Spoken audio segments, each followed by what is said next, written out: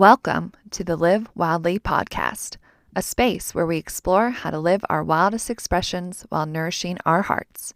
Here, we cover all things motherhood, spirituality, health, wellness, and more. I'm your host, Olivia Ashley, a mama, intuitive, and seeker of a joyful, inspired life. Let's dare to live wildly.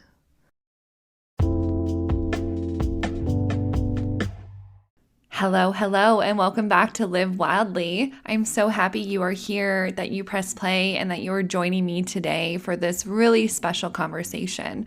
And before I let you know who we're talking with and what we're talking about, I just am so in awe of how life aligns to shake you up, to throw challenges in your way, to open the door to experiences that sometimes can feel not so great and can feel like, oh, what is happening and what's going on? And yet you have to navigate, you have to shift. The world wants you to be on, show up for your work, show up for your kids. Are you doing enough? How do you continue to maintain that steady stream of pace? And the last 2 weeks, I have been just thrown curveball after curveball after curveball, from weird stuff going on in my body to sick kids to literally both computers, my work computer and my personal computer, breaking and being like, nope, we're done. And knowing that my full life is tied to technology, it's been just a really wild trip to go, okay, why is this happening? What do I need to know? What am I not listening to? And I always am that person who likes to find meaning in messages and meaning in life. That is just who I am. I think there is a grander purpose. I think we all get to have free will and make our choices, but there really is this dance, as I see it, between the universe, our soul, our physical body, and this expression, and all these people and things that we come in contact with and that we communicate with. And so I really was knocked off my rocker, I must say. I was knocked down. I was physically exhausted and really struggling. It was one of the first times I think I really just reached out to a friend and was like, I need just guidance. I need some support. I am someone who really often wants to push and be that for everyone else and have it together. And I'm realizing that my bandwidth is just too limited. And being okay with that. I don't want to force anything. And so I've been prioritizing stepping back a little bit, took a couple of days off of work, sleeping so much. I am sleeping way more than usual, and drinking some warm teas, just letting my body relax, taking nice warm baths. It's been so cold in Colorado, and where we live, this is only our second winter where we live currently. And I've been describing it as a snow globe, that we are living in the snow globe because we have had snow on the ground consistently since maybe just after Thanksgiving. That's unusual for Colorado, for most places, at least along the Front Range. And I grew up here, so I just have a sense of like, okay, this is new. Maybe it's just the space that we're being in. And so we're learning to navigate the colder weather and the snow on the ground. And thankfully the walking paths are clear, but I'm also noticing that it's not just me. So I have a lot of friends and family members and others that are going through either grief, sickness, unsureness, life changes, work changes, new beginnings, all these things that everyone is kind of being asked to reflect on these last couple years and say, wow, where did we start? What did we create in that time? And who are we now? And kind of where are we going next? And that feels overwhelming, but it, I think, is this beautiful opening to reflect on just how fast things can change. So much has changed in my life. I'm sure many of your lives since 2020, 2021, a lot. I feel like I've lived like 5 lives within this very condensed time period. And so I think we're all just seeing and witnessing just how fast things can shift. And we need to be supporting ourselves. Our health is first and our well-being should be first. And yet nothing really in this life is conducive for that. Just the way we have our schooling, our work systems, all of that set up, it can be really hard to find time to settle in, to feel what's going on, to rest if we need to rest, to take space, to have creative outlets. And that kind of brings me the perfect segue into what we're talking about today. So, on today's episode, I brought on Kat Short, who she is a writer, a poet, exploring the art of personal storytelling, the intricacies of womanhood, and the winding journey of grief. She started her storytelling coaching business, Tell Your Damn Story, in 2017 and has worked with hundreds of individuals and organizations to bring their unique stories to life. In 2021, Kat launched Cafe Radiance, a new project intended to serve as a digital wellness space for creativity. After losing her mother to complications with chemo in late 2023, she has turned her attention to writing full-time and will be self-publishing her grief chapbook, Upon Waking Without, in September 2024. She also writes a bi-weekly letter called Live Like a Poem with resources, prompts, and reflections on living a creative life. And I will link everywhere you can find her below and more about her in the show notes. But kind of exactly what I was just speaking to, I think this was a beautiful timing to have Kat on, to have connected with her. She is just a wisdom keeper. I can feel it when I speak to her. I can feel it when I look at everything that she creates, that she puts out. She's very thoughtful in what she does, and she is expressing just this channel through her heart and has just beauty in her words. So today, she comes on to help talk about creativity, to share about storytelling, journaling, how artistry really is at that core central to healing, to expressing what being human is, that we all need an outlet to express. And for her, and I think many others, I know myself, and maybe you all listening, really are drawn to writing or storytelling. Maybe that's through your voice or through singing, but using a creative outlet to allow all those emotions, all of the hurt, all of the stuckness that gets trapped in our body when we are going nonstop.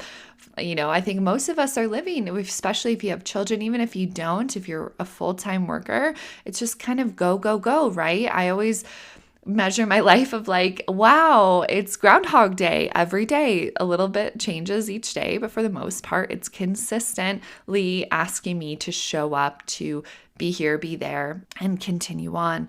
And so this is such a beautiful, beautiful conversation going all around creativity, how she sees it, some prompts around where can people get started in writing and storytelling and journaling, some of her tips and practices, how she sees storytelling supporting mental health, mindfulness, how intuition comes into creativity, and so much more. So I think this is right on for what I am needing, and I'm hoping what you all are needing if you're showing up and pressing play. And before I kick you into the episode, I wanted to share a card that I pulled. I really work closely with many card decks, and so I really want to start sharing more via cards for each episode. And the deck that called to me was the Starseed Oracle Guidebook by Rebecca Campbell. And the card I pulled, which again, I just love the synchronicities of life, is your life is a canvas. And the words that they describe this card is artist, manifestation, creative accountability. So I'll take a moment to read this. You are the artist of your life, and your life is a canvas. Take responsibility for your ability to create. Earth is known as a planet of manifestation. Your present moment is based on your past thoughts and beliefs. Your current thoughts determine your future. What kind of life do you want to create for the future? What are you being called to create? Reconnect with your manifesting power and align your thoughts, feelings, and actions with the vibration that matches them. It's never too late to start, and no experience is required. All you need is an open heart and mind and consistent daily action. If you're not sure what you'd like to create, start instead with a feeling of deep gratitude for all that's good in your life right now. State out loud what you're most thankful for. Look for the good in your life, and one thing will be certain. You'll find yourself attracting more and more good experiences into your world. This card is inviting you to see your entire life as a canvas, and the picture is completely up to you. Color it with your thoughts and feelings. Create the life that you most long to live. You may also be called to be more creative in your everyday life. What have you been called to create? How can you express yourself more creatively? And the Starseed Soul Inquiry is, what are you being called to create in your life? So I think that is a beautiful gateway into this lovely episode with the beautiful Kat short. So thank you for listening. I'd love to hear your thoughts. A rate and review goes a long way, and I hope you enjoyed the episode. Welcome, Kat, to the Live Wildly podcast. I am so excited to have you here. You are touching an intersection of just pure joy in my heart of creativity and journaling and storytelling. And so welcome. I just am grateful for you. I'm so excited to have you. Thank you so much. Thank you, Olivia, for having me. Hello, everyone who's listening. I'm thrilled to be here and can't wait to see where this conversation goes. Yes, me too. So something I always like to ask, and it's sometimes is a big question, so take what you'd like from it. Why don't you tell us a little bit about yourself, your background, and what you do today? Okay. Similar to you, I wear many hats and always have since the start of my career. It's very hard for me to just do one thing. And so I entered into college thinking that I wanted to be a professional singer and take that route into creativity. And I learned kind of the hard way, I guess, is when you grow up and people are when people see that you're good at something, they're like, oh, you must want to do that for a living. That's going to be what you do. And you adopt that if you're like me and you're impressionable and you're young and your brain is still, maturing. You're like, oh, okay, yes, I should be a professional singer, instead of maybe asking yourself if that feels good or if that's actually the path you want to take. And so I ventured off onto this thing and it made sense in my mind of like, I love this thing. And so of course I would want to do it for a living. However, I quickly learned in music school that it actually like robbed the joy of music for me.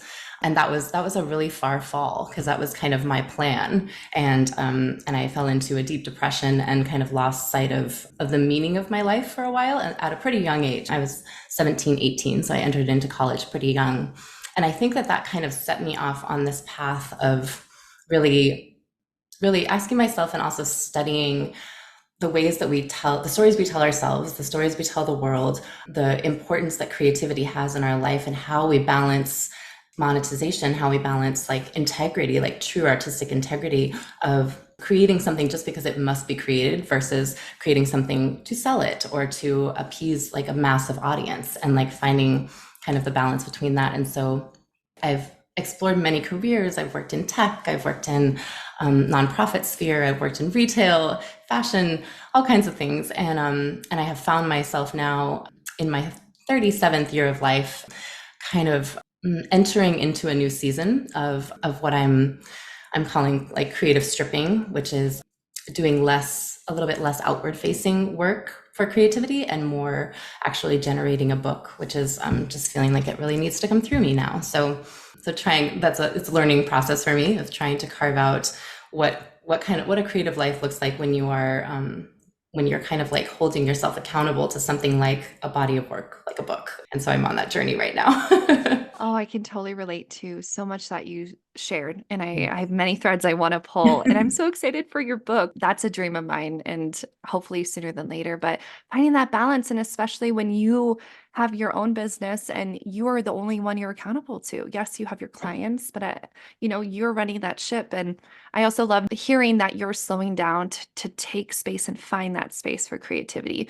That's so important to be able to connect all those pieces. But I'm sure that's hard when you've, danced in so many other realms and go, go, go. It makes you have to shift a lot. Yes, it does. I always think of like the creative process as going with the elements. And I feel most comfortable in the fire phase, which is like the creation phase, and also the earth phase, which is actually bringing something tangible to the world, which is why I have started businesses and why I like to run communities and things like that. And What I'm finding myself in right now is the air phase, which is like the uncertain phase, the time that requires like slowing down and not having answers, only questions, and allowing myself to reside in that space. And it's so uncomfortable for me.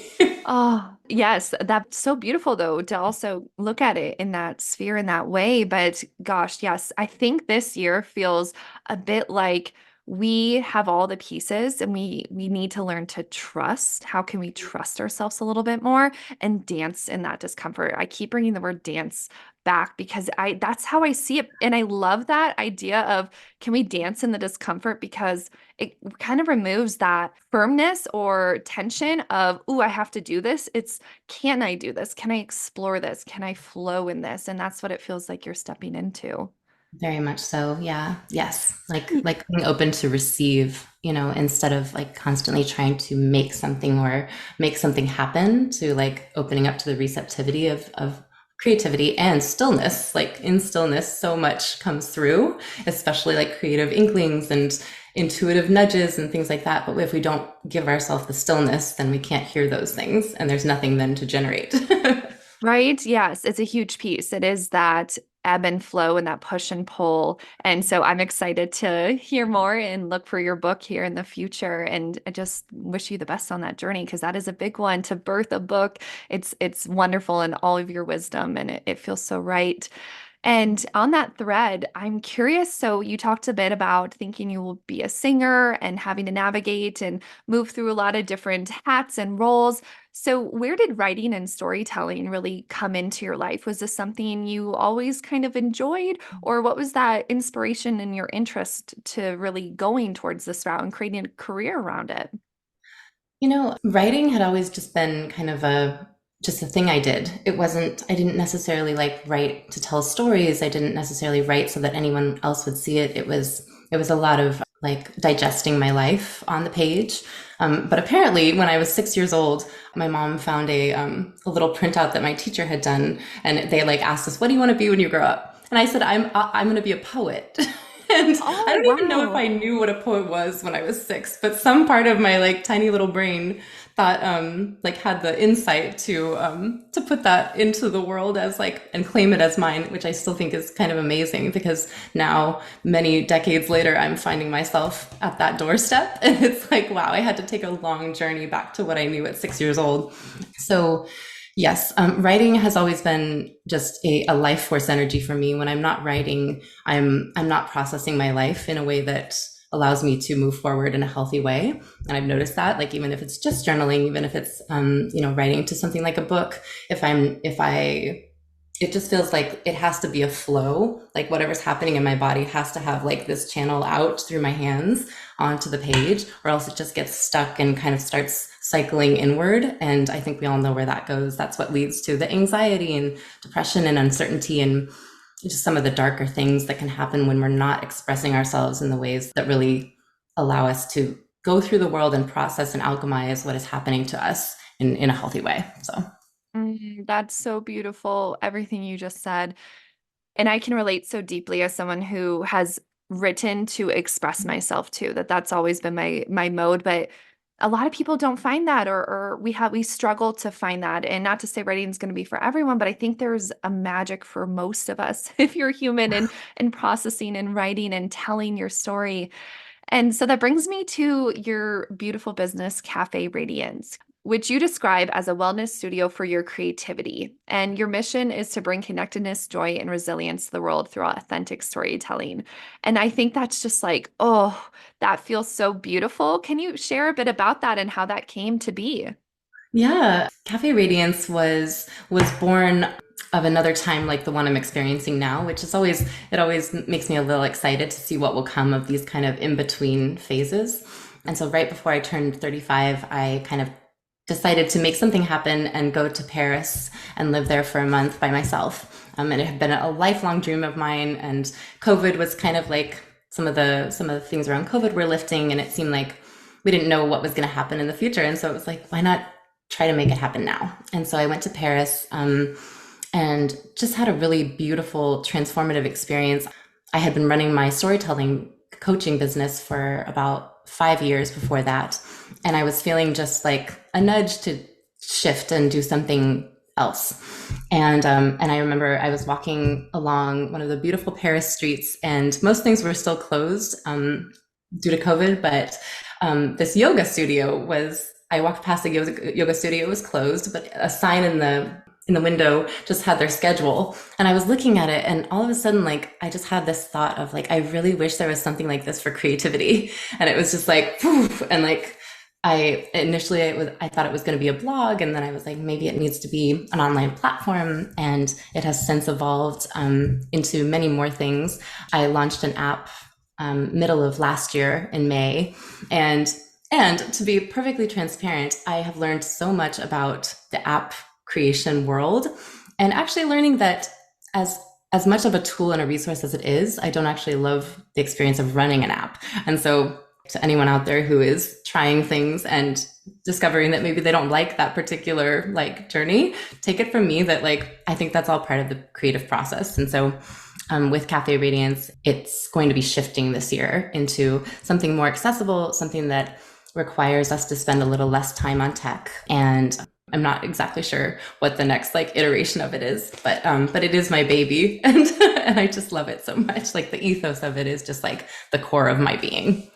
Yeah, and when you look at your website and everything you're doing, you can feel it, Kat. I have to share. You can feel what you're bringing forward. There is a potent energy that just is attracting, I think, those who really need it and are on that level that are ready to work with you and do it. And it feels really inspiring. I was looking through some of your videos, and while I couldn't play them because I'm not a subscriber, and I was listening also to your podcast that you have too. That's a really cool platform that you've created, the writers workshop and writers retreat in a podcast. And as someone, as I was sharing with you, who wants to write more, because that is a mode that I like to use too, I'm so excited to dive in. So I think I love that you listened and that you felt the nudge. And isn't it funny how for some reason you had to go to Paris and you had to see that flyer, and it was that was the perfect coalescence of moment of boom, here is the magic and here's your next step, and you listened. So that feels just vibrant and exciting. And how do you define and understand creativity? And how has that played a role in your life? And obviously, we see that in your work, but I'm really curious from your standpoint, what does that mean for you? Hmm.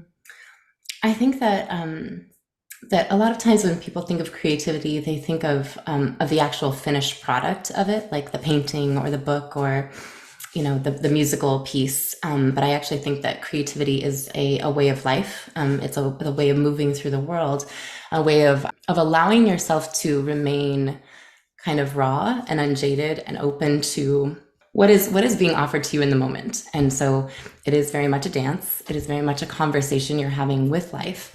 And so the actual act of making something is just a small part of the creative process. Creativity is it's our I think it's our inherent birthright, and I think that it is the thing that allows us to get in touch with our soul in a way that then connects us with every other soul, like living soul on the planet.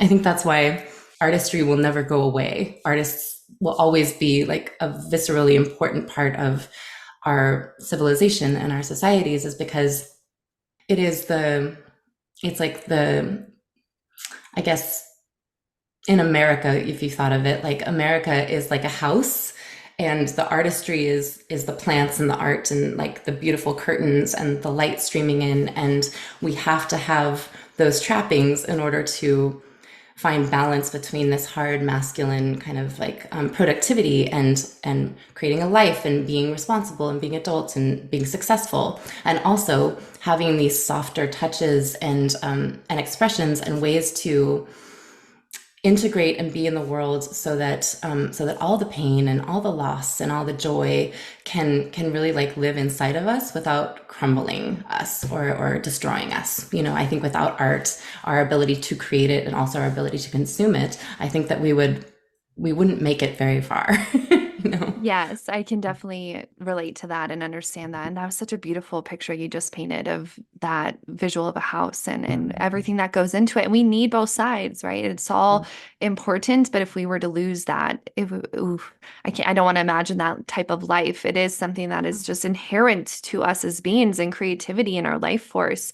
And so, on that thread, how do you see creativity and storytelling serving as a tool for healing, both personally and in the experiences of those you've worked with?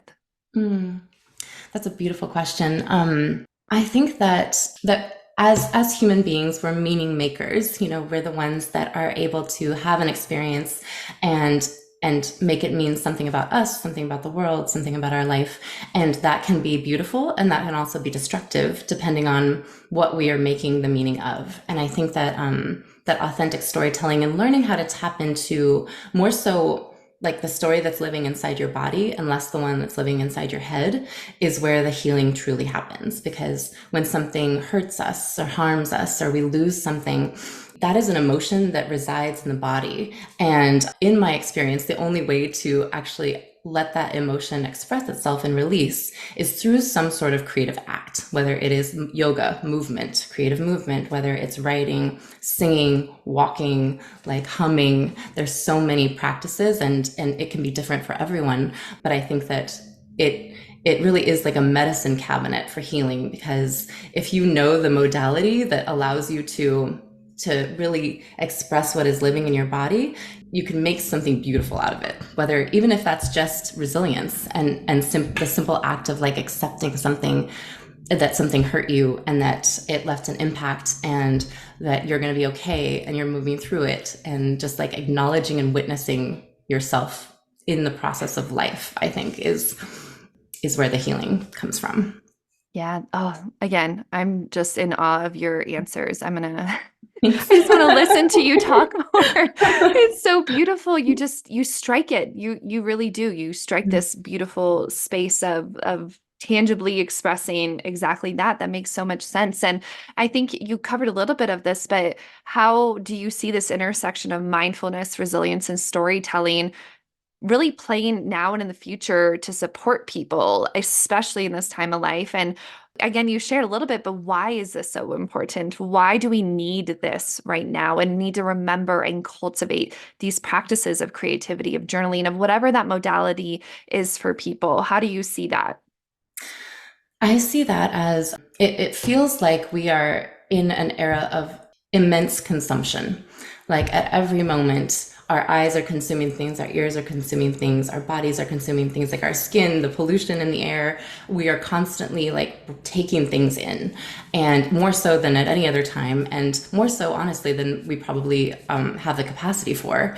And I think that the importance of creativity and really honoring creativity every day as a healing practice is the opportunity to expel and to move things out of you as well. And so if you're taking all this in and it's never having the opportunity to move out and alchemize, then it's just going to get stuck in there. And you're going to, I'm curious if you've ever had this experience of like, of maybe being a little off balance and not honoring some of your creative practices to the point where you feel like you are so overwhelmed by life that you almost can't take in any more input, and you just feel stuck and stagnant, maybe depressed, maybe you feel like you could just sleep all the time.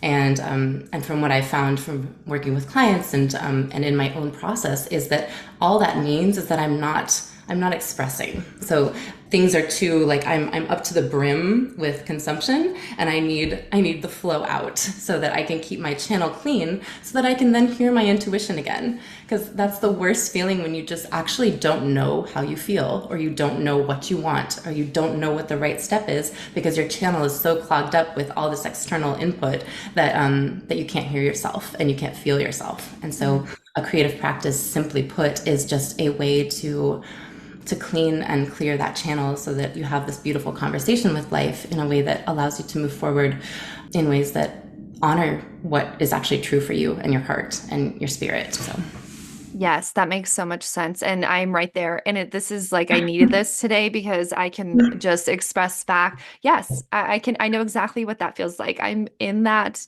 doing way too much, but not, like you said, I'm consuming too much. My brain is doing too much. My output is too high in certain ways. And so I'm really trying to find this year.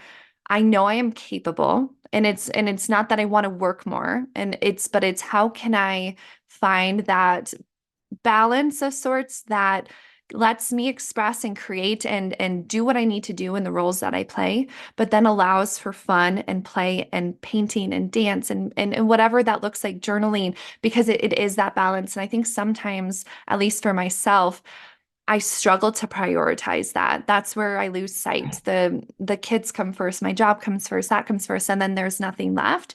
And so I'm trying to flip that of, and I think everyone should start to flip that perspective of, no, I come first. My work comes second, and so that's allowing me the okayness, because I hold a lot of guilt of not doing enough, not showing up enough, but then I get scattered, like you were saying, exactly. It gets all consumed and I'm not my best self and I'm not listening and I'm not sleeping well. And so remembering that creative outlet and that expression is just as important as the water I drink and the movement I take and the work that I do. So it's, yes, I feel that immensely. Right. And I think also this was another thing that was so important when I created Cafe Radiance is that carving that time out for yourself, it happens so fast. Like it doesn't require a weekend away. It doesn't require even a full hour. Like you can do some of these practices in 5, 10 minutes. And I think that what has been so beautiful for me in working with my clients is I ask them to a number between 1 and 10 how they feel before they start the practice, and between 1 and 10 how they feel immediately after. And even just 10 minutes of one of my favorite practices is like if you feel a sensation in your body, so like a tightness in your solar plexus, a beautiful practice for 5, 10 minutes of journaling is talking to that part of your body and actually letting it let you know what it is. Because when you drop in and you actually have a conversation with these emotions that are living in your body, they tell you things, and it's wild. Like you're writing and you're just like, I had no idea this was living inside of me. And suddenly like that part of you is able to express, and this newfound energy just kind of surges through you in the most beautiful way. And that's only from like 10 minutes. And so it's accessible, and that is like, that's the hill I want to die on, is like that creativity can fit into anyone's life and should be prioritized, and also not held so preciously that it has to be in service of perfection and making something amazing. All it has to do is it's a healing. It's a way for you to process your life in a beautiful way and make something from it, even if it's just for you, like especially if it's just for you, like, you know. Yes. Everything that you shared. Yes, yes, yes. And allowing that, removing the external expectations. I think that's something that has been so core to everything I'm doing is, can I just do things for me? Like, what does my heart, just like you created and birthed this beautiful thing that is in service to others, but that came for you first. You found those practices first, and then you got to express. And so remembering, I love that point of it. It's not to create this beautiful end piece. Like there are times and moments where you will, and you are channeling towards that. But these are the daily upkeeps of sorts that you tune in to tune out in a way and just channel and get through the messages. And I'm right there. There's so much stored in our body and in our emotions. If we can begin to access and feel that a little bit more, there's so much beauty and just stability that you find within yourself. The days flow easier, you feel better. And so with that, is there more specific creative practices or techniques that you find particularly effective for promoting mental well-being or increased resilience? I know you just shared a little bit about that, but I'm curious what else you would recommend. Absolutely. As a writer and as someone who spends a lot of time looking at a blank page, I know how daunting it is if you're trying to start a journaling practice, to like open a new journal and be like what now? You know?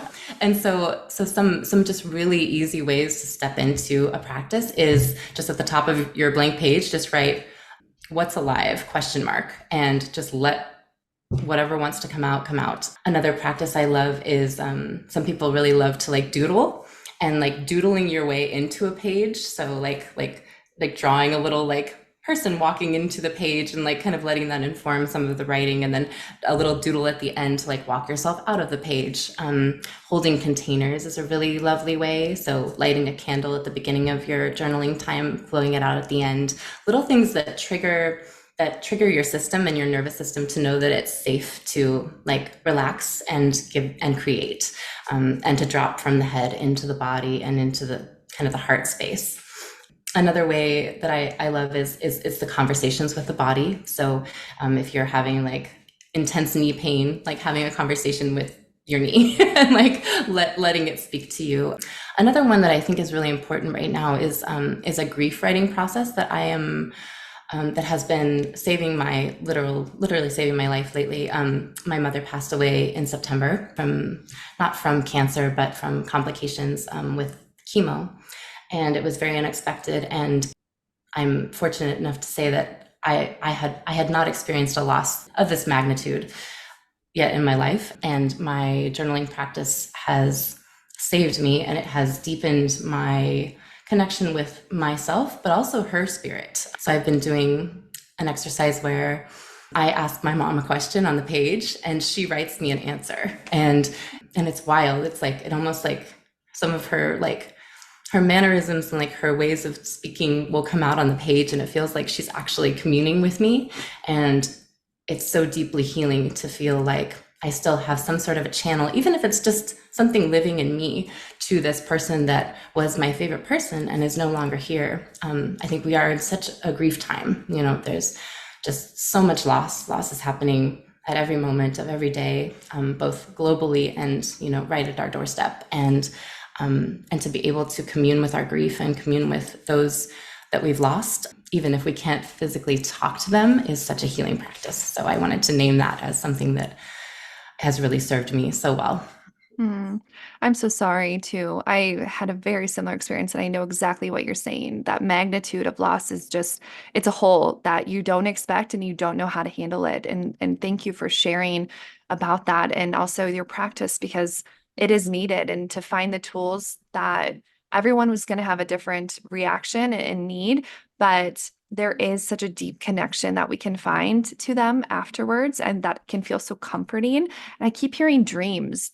How does dreams play into your life, your processing, your creativity? I'm really curious. Oh man, dreams are so powerful. And I think everyone's different. I have to be really careful to not vocally say anything before I write a dream down. Otherwise, it'll be gone. It's really weird. Like if I say good morning to my dog or something before I write a dream down, it leaves. So it's sometimes I forget and then a dream goes away. But I do try to keep a journal by my bed. And sometimes you can actually engage with what I call dream prompts. So you can ask your subconscious a question on the page before you go to sleep. And right when you wake up, you kind of revisit that question and write down whatever comes through in the morning. It's a profound practice. And oftentimes the dreams will inform some sort of message for you. There's just so much available to us inside of our own bodies, like so much wisdom, so much knowledge. Pretty much all the answers that we seek live somewhere inside of us. And creative practices, no matter what resonates with you, allows you to get in touch with that deep inner knowing. You Mm, that's a great prompt. I'm going to do that because I have the same thing. I lose my dreams, but I've just started Yeah. consistently writing. But same, it has to be my only focus, and then I can go about my day or I will lose them.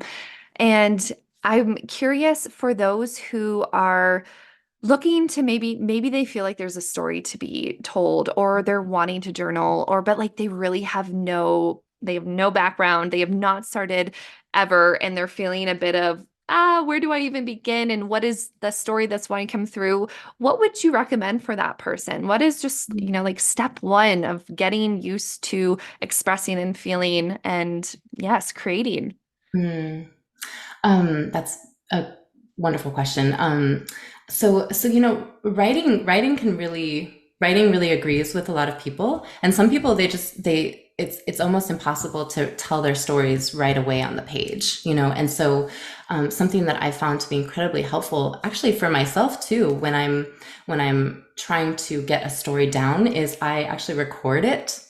I speak it into my phone, and then I like tell the whole story with all of my vocal inflections, and that for some reason kind of gets the gunk out of the way, and then I can actually tell the story on the page. Another way to engage is like being interviewed by a close friend or family member that you feel comfortable sharing the story with. Like sometimes having creative co-regulation can really help, and you can do that with a physical person, or you can read, you know, a page of poetry that you love. Or a really good way to kind of dive in is to open a book to any page and like read the first the first sentence and let that be the first sentence of your writing. And so you don't have to be all alone on the page. And I guarantee that no matter what you choose as a vehicle, things will come out of you if you kind of let yourself step off the ledge a little bit. And I think that that's that writer's block. That's the thing that like keeps us from sitting down and actually writing things. Is it requires a leap of faith. We're afraid that what's going to come out of us is a truth that we don't want to face, a loss that we really don't want to engage with right now, something that's just petty and catty, or is not our best self, like coming out and being there, lying there for us to look at. And I think that with creativity and living a creative life comes radical self-acceptance and self-love, and letting ourselves be messy and whole and human and really tell the truth. Because if we can't tell the truth to ourselves on the page or through whatever artistry we want to create, like how are we going to live our most authentic lives? How are we going to model to our children, to our nieces and nephews, to the next generations, like what living authentically looks like if we can't even tell ourselves the truth? And so I think that that inviting yourself gently into just complete and total allowance, acceptance, self-trust, even if it's just on a tiny little piece of paper, is such a beautiful way to engage and tap you into your power and your spirit and your soul and really your joy. I mean, at the end of the day, like it's so joyful to live authentically, you know? Yes, isn't that the truth? There's such a power and a resonance when you really start to feel yourself, to trust yourself, to say, I'm worthy and what I am is enough, and just to then play with it. So much beauty and magic and synchronicity Yeah. can come through. And so, those are all really great tips. Thank you for sharing that. And on that thread, it makes me think of intuition. And so, how does intuition play a role in this process of creativity, of writing? And how can individuals tap into their intuitive abilities more? Maybe it's around storytelling, maybe it's around whatever they're creating, but I'm curious what you have to say. Oh yeah. Intuition is like it's I remember when I was how old was I? Probably like 22. I actually wrote in my journal like don't trust that voice. Because the voice was always telling me to do something totally off base, like totally uncomfortable, like not okay, seemingly dangerous to like, the kind of way that we are expected to live these days. And I realized later on that that was my intuition telling me to step off the path and go off on the not the less forged path, and that is my path. But I just think that's funny that at one point I was just like, don't listen to that voice. Like whatever you do, go the opposite way. And our intuition does that. It exists to align us with our highest path, which oftentimes can be very scary.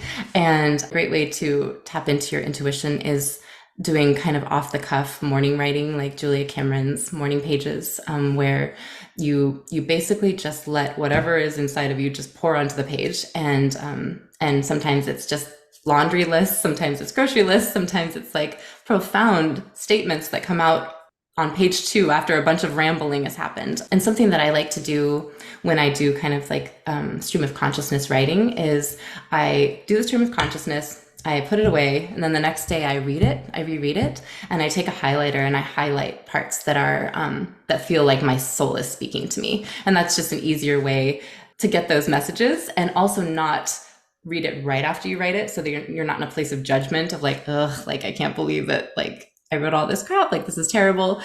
Giving yourself a little space, and then like digging for the gold, because there's usually just so much gold in writing, especially. Yeah, giving yourself a little bit of time and space and allowing yourself to be gunk, right? Knowing there's no one else going to be judging you, looking at you. You shouldn't judge yourself so hard and be so hard on ourselves. And I think through writing, through creativity, through intuition, you start to learn to relax a little bit more, but it takes time and just you get more comfortable would be the way to describe that. You get more comfortable with the yeah, just that that can come through and that just needs to be. And I'm curious if you could share a personal experience where trusting your intuition led to a creative insight or something you want to share that you made, or it was just like an aha. I think you had a great one with your Paris experience and the aha with Cafe Radiance, but is there any other story you'd like to share around that? Hmm. Yes. I love to walk. I love to walk outside, and I do it every day, multiple times a day. I have a dog, so that helps, but it's just like it is something that I do every day, and it's probably one of the only things that I do every day, like without fail. And sometimes it's really fun to take myself on what I call wonder walks, and so I set a container of like 20 to 30 minutes, and I it can be in my neighborhood or in like a new neighborhood that I don't usually go to, and I just start walking, and I don't have headphones, I don't have my dog, I'm not attuning to anything but what my intuition is telling me. So I walk, and it's like if it tells me to go right, I go right. And if it tells me to like go into a little shop, I go into a little shop. And it's a beautiful kind of like low stakes practice to learning how to listen to those little intuitive nudges that you get in a way that so that when the big things come along and those big intuitive nudges come along, you're more open to receiving them than maybe if it's just like, bam, you have to change your life right now. It's like maybe let's just go right and go left, and that practice has just been so wonderful for me. And honestly, that is where all of my best ideas have come from, is when I give myself the space to wander towards an idea. Like I actually think of it as that. I'm wandering towards an answer to a question that I have. And anyone can do that. And it's truly lovely, lovely practice. Yes, that wander and wonder, they go hand in hand. And Yes. yes, and I'm right there with you. Walking has been one of my consistent things that has changed my life. And I used to walk by myself and I'd walk for hours and just be with yourself and listen. But I haven't done kind of what you've done where you turn and you listen and you see what comes forward. I'll have to try that. And for me, it's a lot of animals. I have a lot of animal encounters or messages through the animals, the birds, and I think it's just fun to connect with your space and you get insight, you get feedback. How you were talking about, we're always consuming and taking things in. I think that's just if you can go out with exactly your prompt to wander into wonder and see what comes forward, it just feels really, really nice and easy too. That's a very easy practice anyone can do. The accessibility is there. And with creativity, I think comes challenges. I have been there many a times where I'm just, like you said, looking at a blank page, where do I start? So, how do you personally overcome creative blocks? And what advice do you have for others facing similar obstacles? Oh man, something that works just so well every time is doing something I'm bad at. So I am not good at painting or drawing. And so when the writing just isn't coming, I take out my watercolors and I just make a mess. And it works every single time. I've heard this from other artists. My clients have had great success with it. It's just like, even if it's like singing, if you are quote unquote bad at singing, like letting yourself sing to a song that you love, like just jolting the energy out. Because I think that if we try to force something, or if we get too frustrated with ourselves, like that actually crimps the flow even more. And so finding flow in a way that doesn't feel so fraught is such a helpful way. Like even if it's like going into your living room and just jumping around, like moving your body, anything like that, I think really helps to kind of like dislodge the creative blocks. Mm-hmm. That makes a lot of sense. Just shift the energy, shift your focus and attention. So then when you're ready to come back, hopefully it'll be there and you'll have a different shift in a different channel. And I'm curious around what you consider, do you have a ritual or anything you do when you're going to start to be creative? And I almost say, like, is there a hindrance in getting too rigid around a ritual of sorts? But I think of this around reigniting or using your creative spark of, I think for sometimes for me, it's creating that container in that space. So I loved that you said light a candle. That's what I did for this podcast. I always light a candle. I pull a card. I just invite that container of what I'm trying to pull forward. But I'm curious, what does that look like for you? And what are your thoughts around rituals and creating that space? Mm. I love that one. The card pull is so good. For me, I'm one of those people who's like my mom used to call me, she used to say that I'm a permeable being. And so I'm constantly like attuning to everything around me. And so something that I do right when I sit down to write is I just close my eyes, and it's almost like it's like a kind of like a cord cutting meditation where I just like feel all the things that have attached themselves to me, and I just like kind of scan my whole body, like let them go, so that I know that what I'm writing is coming through me and my voice versus like things that I'm attuning to outside of myself. And that's something that I can now do very quickly Another thing is I just love, I need to have like an on ramp into writing for myself or into any sort of creative practice. And so I have like stacks of books that I just pull one, I read a page, and that just really helps me like get into the creative space and like just feel like I'm a part of something bigger than myself, like this collective artistry that we all have inside of us, and being able to engage with another artist just by witnessing their work and letting it kind of like lead me into mine is one of my favorite practices. So if I don't have a book with me at any point, I'm just like lost. I feel like I don't know what to do if I don't have a book on me at all times. So Oh, I really love that. That's really unique too. I haven't thought of that, but I do definitely every once in a while will see a book and just go, oh, I need to open this and I need to see what comes yeah. through. And I think everything you've kind of shared is, can we step almost outside of our brains and outside of the mental clutter and just become childlike, joyful like, heart like, and live in our authenticity and trust the nudges, trust the vision, trust the pulls, and allow us to create the life that looks best and feels best for each of us, but through these really grounded, simple practices, but ones I have never thought to do. So, one of the things I've been thinking about is, how have you cultivated all the knowledge that you have? You obviously are you're in tune with yourself, you're in tune with your emotions, you're a beautiful writer and a coach. And I'm curious what that path of self-development, or what have you been curious or learned on your own side, on the side of spirituality, intuition, all those things, and how's that played into your life? Hmm. I think that on the one hand, it's kind of like that quote, like let yourself be silently drawn by the things you really love. They won't lead you astray.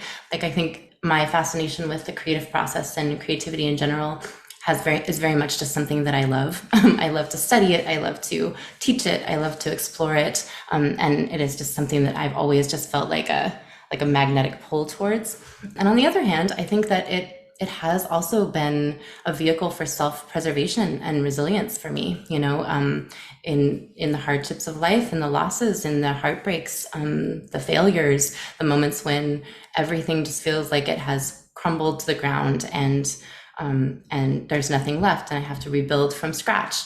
And in those moments, I have always turned to creativity, and it has saved me every time. And I just trust now that it will continue to do so. And so I think it's a mix of the two, of something that I just deeply love and something that I just deeply need as well.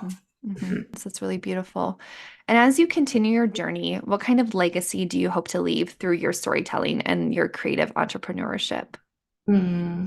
I would just really love to leave behind beautiful books. Yeah, I hope that they are what endure. And getting this first one out feels very important, because it feels like once you get the first one out, then you can make more. The first one feels like this huge deal, and I'm trying to make it feel less so. But I'm just so excited to trust myself enough to actually bring a book into the world. Because it's truly it is a birth. It is that level of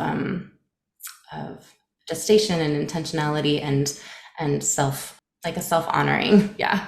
Yes, and within the birth, there's also a death. And so I think that's where that scariness comes from, is you have to let go of so much and sometimes parts of yourself to be able to fully birth and rebirth yourself, because who you are now, who you are during the process, and who you will become will all be different things. And so really just honoring and trusting that practice feels really important. But so you're right on that track, and that's a beautiful legacy. I'm very similar. I look forward to having physical books and being able to have those, and to just share with the next generation, and seeing and hoping, trusting the impact. Maybe, we can hope for what we want out of what we create, but just trusting whatever we're creating is going to land where it needs to land.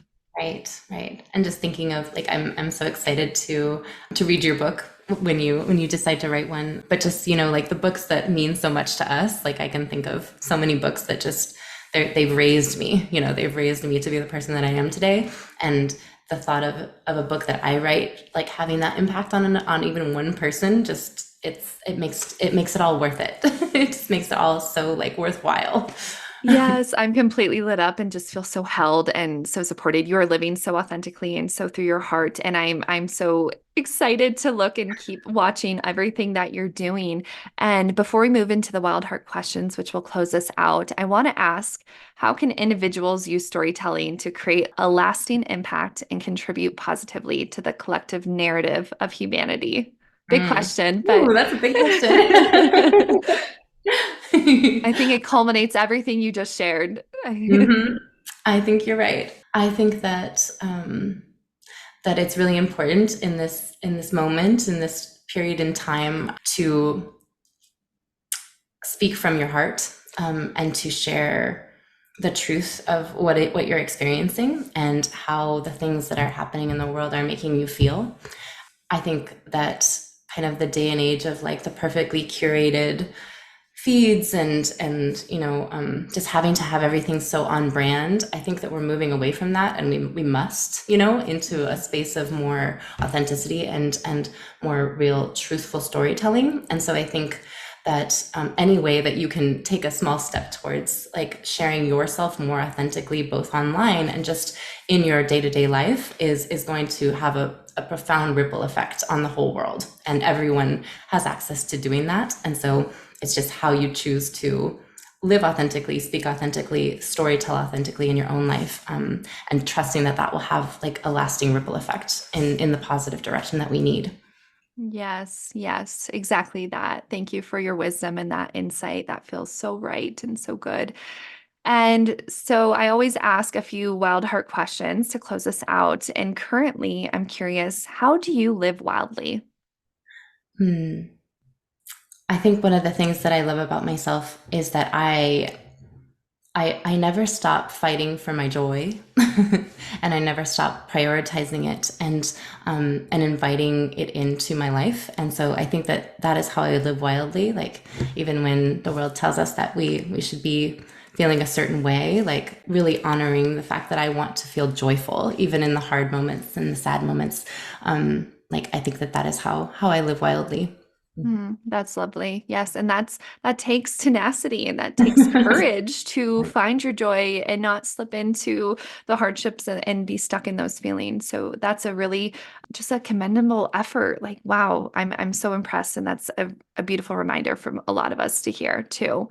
And who or what inspires you right now? Oh my gosh, the list is so very long.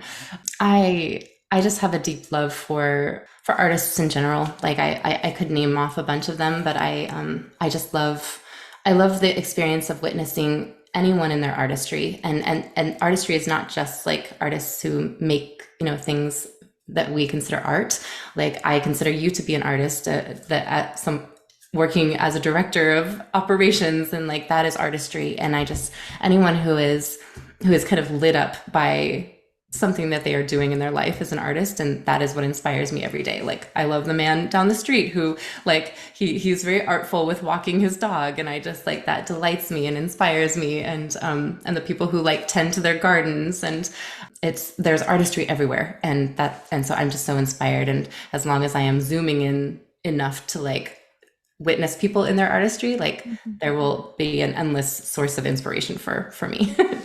That's awesome. Yes, yes. And just remembering we're each in our own lane. We don't have to compare. We don't have to look and say, oh, I'm not an artist or I'm not doing enough. It's, yeah, just living your life. And art is an expression that we are doing Yes. day in and day out. So I love that that inspires you and you can zone in and see that through people.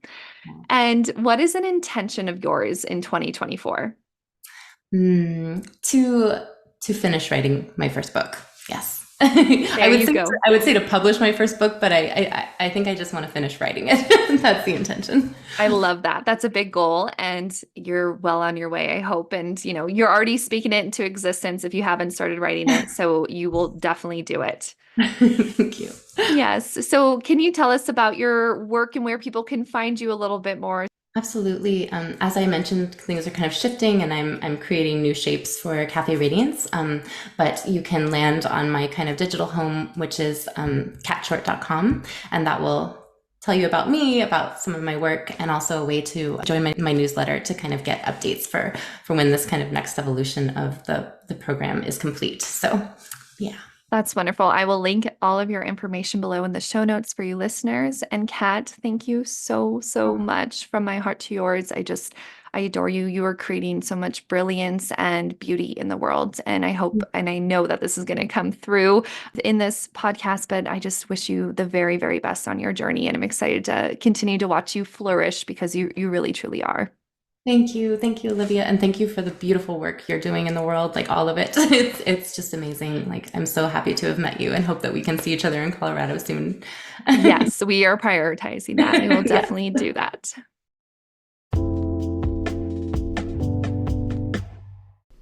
Thank you so much for listening to the Live Wildly podcast.